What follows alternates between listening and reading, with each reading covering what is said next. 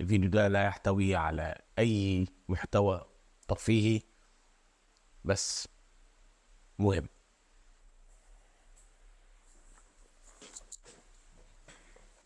السلام عليكم. دي أول مرة هطلب منك إنك تعمل لايك وشير للفيديو ده عشان ينتشر، وإنك تسيفه على التليفون عندك أو على الكمبيوتر، لأنك أنت لا قدر الله ممكن تحتاجه بعدين. فيديو جديد. مع انتشار الذكاء الصناعي ودخوله في حياتنا بشكل كبير وانتشاره في مجالات كتيرة في حياتنا، بدأت تظهر الجوانب السلبية للذكاء الصناعي. واحنا صغيرين كانوا بيخوفوا اخواتنا البنات من انهم يحطوا صور ليهم على الانترنت، عشان لا قدر الله ممكن حد ياخد الصور دي ويشتغل عليها بالفوتوشوب، اللي كان بدائي ساعتها علشان يبدأ ان هو يعمل صور اباحية ليهم. الامور دلوقتي اختلفت بشكل كبير جدا مع دخول الذكاء الصناعي في اللعبة، واصبح بدوسة زرار ممكن تخلق صور اباحية لاي شخص على وجه الارض. النهارده هنتكلم على موقفين من اخطر المواقف اللي ممكن تتعرض ليهم اخواتنا البنات. الموقف الاولاني ان يظهر مبتز في حياتها، شخص قدر بشكل ما يوصل لصور سليمة جدا وبريئة جدا، صور عادية جدا ليها ما فيهاش اي نوع من انواع الابتذال، وبتفكيره الشيطاني قدر ان هو يستغل موقع من مواقع الذكاء الصناعي اللي بيديه القدرة ان هو يخلي اي شخص بدون هدوء، وبدأ ان هو يستخدم الصور دي في ان هو يبتزها. هنا لازم ناخد 3 اجراءات سريعة. لازم حد من الدايرة المقربة جدا ليها ان هو يعرف ابوها، امها، اخوها، اختها، حد يقدر يديها سبورت المعنوي او يقاوم معاها اللي بيحصل، ويبدأ ان هو يهديها نفسيا علشان تقدر تاخد خطوة سليمة في مواجهة المبتز ده.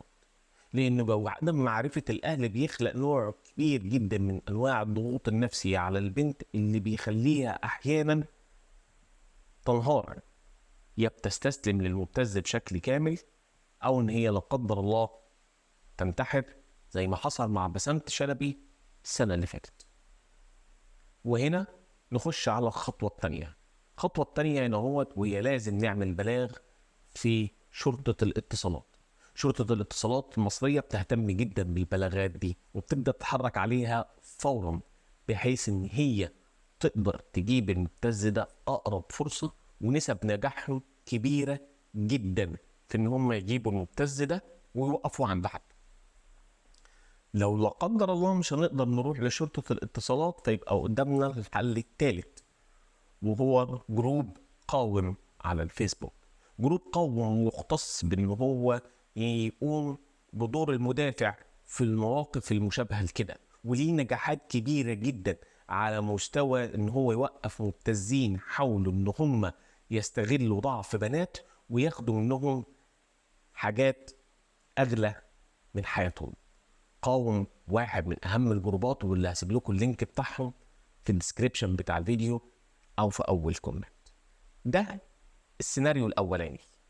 السيناريو الثاني وده اللي بيعتبر اوحش، هو في حاجه اوحش من الابتزاز، انك تفاجئي بان صورك على الانترنت صور اباحيه بالكامل على مواقع غريبه عجيبه، صور انت ولا عمرك شفتيها ولا عمرك شفتي مين الانسانه اللي جوه الصور دي. وهنا بيجي اهم موقعين لازم يبقوا موجودين عندك، والموقعين دول بسبورت او بتعاون كامل مع مؤسستين من اكبر المؤسسات في العالم، وهما جوجل وميتا المالكه للفيسبوك. الموقع الاولاني اسمه تيك ات داون، وده بدعم من شركه ميتا. موقع تاني واسمه جوجل ريموفل. مجرد ما بنخش على موقع من المواقع دي بيبدأ يطلب منك شوية بيانات، بتحدد سنك، اللوكيشن بتاعك، بتحدد جنسك، بتحدد عمرك، وبيبدأ بعد كده يطلب منك انك انت تديله اكسس على صور عندك على الجهاز. ودي نقطة جميلة جدا عندهم، هو بيقول لك انا مش هرفع صور من عندك على السيرفرات بتاعتي، لا انا هخش على الصور اللي عندك على الجهاز.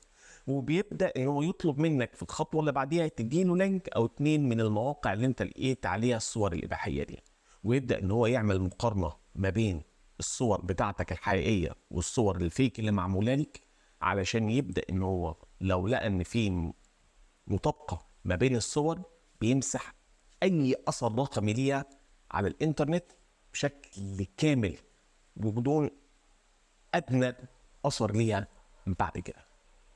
الموقعين برضو هسيب اللينكات بتاعتهم في الديسكريبشن بتاع الفيديو في اول كومنت.